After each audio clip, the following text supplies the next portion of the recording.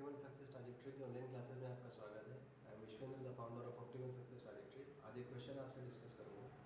मान लीजिए आपको एक ब्लॉक दिया हुआ है जो किसी सरफेस पे रखा है। इस ब्लॉक पे आप हॉरिजॉन्टल फोर्स अप्लाई करते हैं। The force is a function of time and this is F is equal to 2t+3। Surface और ब्लॉक के बीच में लिमिटिंग फ्रिक्शन 0.4 है, काइनेटिक फ्रिक्शन 0.2 है। आपको बताना है first option time at which block will start moving and second is to draw its AT graph.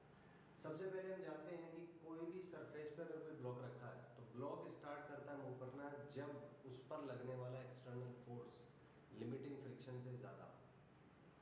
तो सबसे पहले कॉन्सेप्ट होगा कि ब्लॉक मूव तब करेगा जब जो फोर्स है applied force it is greater than limiting friction. Limiting friction is mu limiting into L।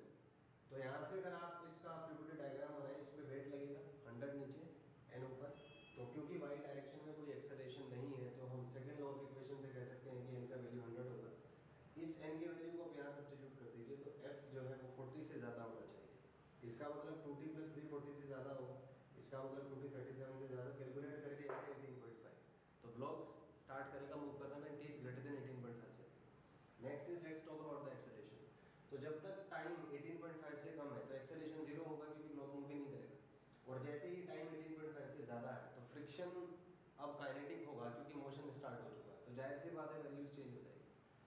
तो इस पे 2t+3 एक्सटर्नल फोर्स बाहर लगेगा, mu kinetic into N 20 Newton पीछे लगेगा। मान लीजिए एक्सेलरेशन ये आया तो सेकंड इक्वेशन ऑफ मोशन से 2t+3 - 20 इज इक्वल टू 10 है।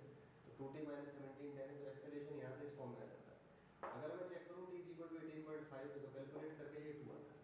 तो अगर हमें इसका ग्राफ होना है तो एक्सेलरेशन 0 है जब तक टाइम 18.5 से कम या इक्वल है, तो ग्राफ ऐसा है। उसके बाद 18.5 पे इस फंक्शन की डेफिनेशन के अकॉर्डिंग एक्सेलरेशन का वैल्यू 2 आया तो ग्राफ एकदम से यहाँ पे राइज करेगा। It will be discontinuous at t is equal to 18.5, जो कि होता भी है।